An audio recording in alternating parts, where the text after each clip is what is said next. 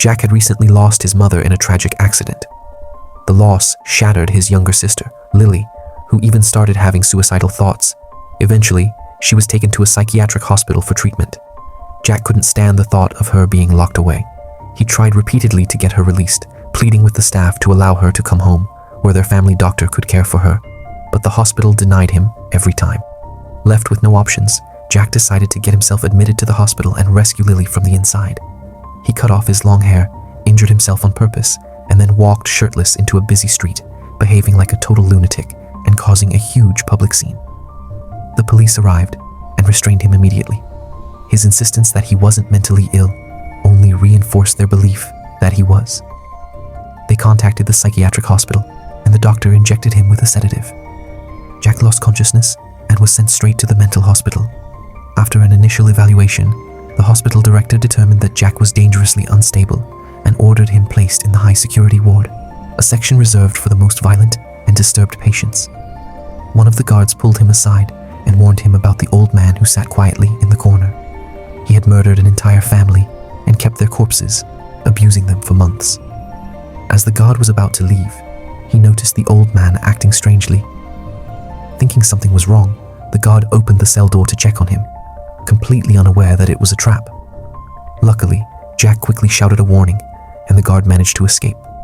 The old man's plan failed, and he was furious. He turned his cold, furious eyes on Jack and growled, "When I get out of here, you're dead." Fueled by the old man's rage, the other patients began screaming and thrashing, completely out of their minds. Thankfully, the next day, the director re-evaluated Jack and decided he showed signs of improvement. He was transferred out of high security to a regular ward. But as he was being escorted to his new room, a patient suddenly lunged at the nurse, grabbed her by the neck, and slammed her into a wall. Jack immediately hit the emergency alarm. Security rushed in, but the attacker wouldn't back down. The situation was only diffused when the director arrived personally. The patient reluctantly let the nurse go and was taken away, and Jack was then led to his room.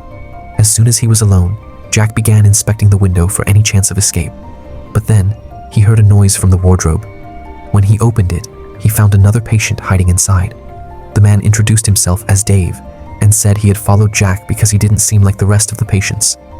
Dave then explained that he believed the hospital director was conducting secret experiments. Anyone who is taken to the upper floor by the director returns changed, more aggressive, with completely white eyes. Meanwhile, that same patient who had attacked the nurse was now being tortured by the director. Once he passed out, the director injected him with a mysterious serum, an experimental drug that caused horrific mutations. Jack realized the danger was far greater than he had imagined. He immediately went to find Lily, but when she saw her brother, dressed like a patient, her reaction wasn't what he expected. She was furious and scolded him for coming. She didn't want saving and had no intention of leaving, but Jack wasn't going to give up. He went back to his room and tried to break the window again, cutting his hand in the process. Later, during a group therapy session, everyone was encouraged to share their experiences. When it was Jack's turn, blood started dripping from his hand. One of the patients across the room went into a frenzy after smelling the blood and lunged at Jack like a wild animal. Jack managed to shove the man away, but he immediately attacked a nurse instead, biting into her hand. Security arrived just in time and used a stun baton to knock the man out before more damage was done. At that point, Jack realized the horrifying truth. Once you're inside this place, you don't come out unless you break out. He found Dave and shared his new plan. They were going to escape, and this time, they were taking Lily with them, no matter what it cost. Later that night, while the facility was quiet and still, Jack and Dave slipped out of their room. They had timed everything perfectly, waiting until the security guard stepped away on his usual patrol. They made their way to the security office and managed to lift an access key card. Jack dodged every security camera, finally reaching the locked door where his sister was being held. But this time, to his surprise, Lily's attitude had changed. She admitted she was terrified and pleaded with him to take her away. Jack promised her that he would get her out, but not that night. The facility was too secure, and they needed a foolproof escape plan. Jack left her behind and headed back to his room. But just as he reached the stairwell, he spotted a guard climbing up from below. With no time to retreat, he fled upstairs and accidentally burst into the director's private laboratory. Inside, A giant metal cage immediately caught his eye. Jack approached cautiously and froze. Inside the cage was the same man who had attacked him days earlier.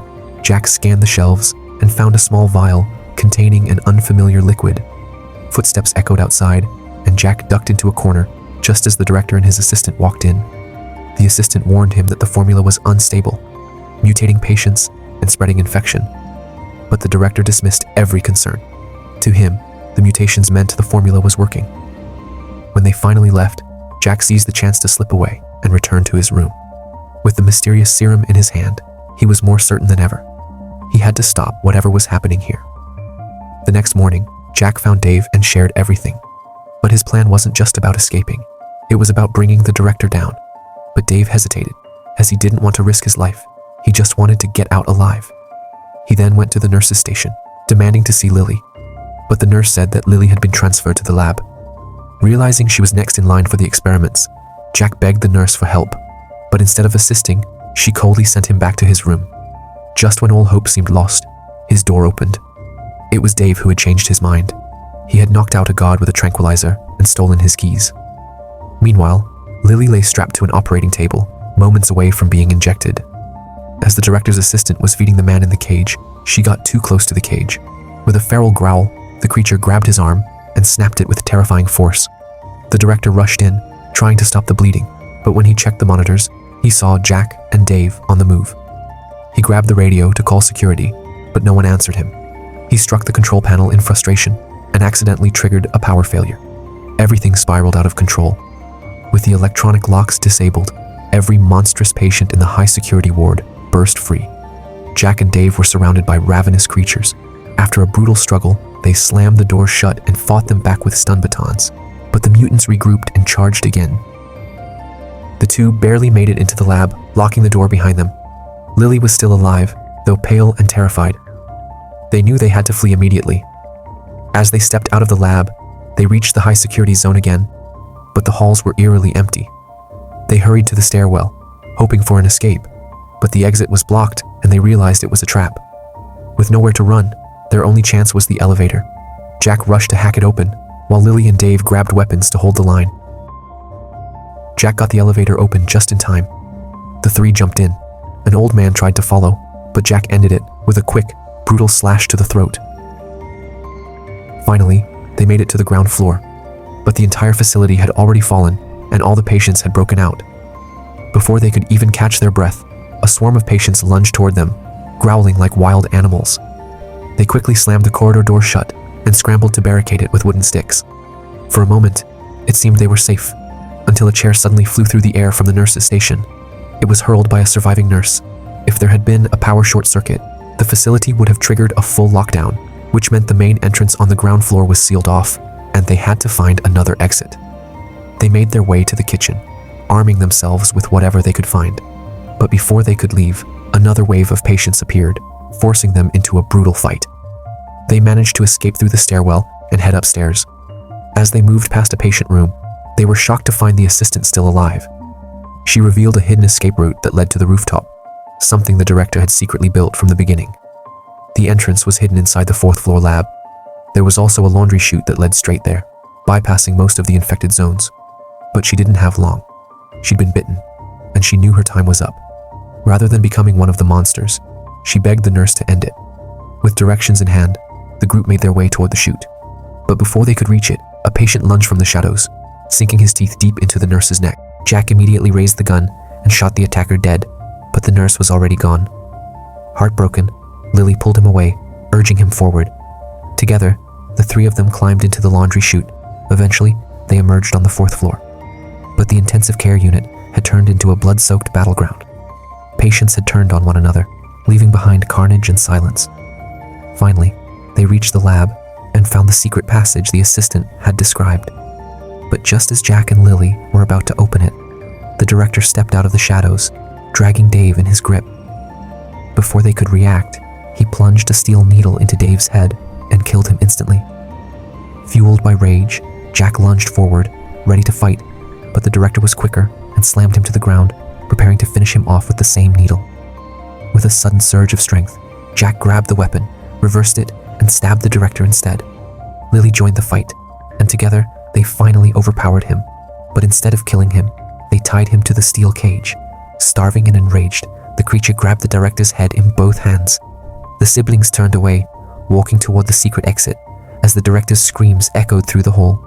They emerged onto the rooftop and found a ladder leading down.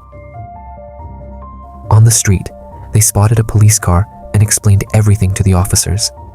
But instead of calling for backup, the police decided to enter the hospital and investigate themselves, ignoring their desperate warnings. As they opened the gate, a horde of patients waiting just inside rushed out and tore into the officers. To their horror, the director had survived, but turned into one of them. The zombies surged past the broken gates and charged toward the city.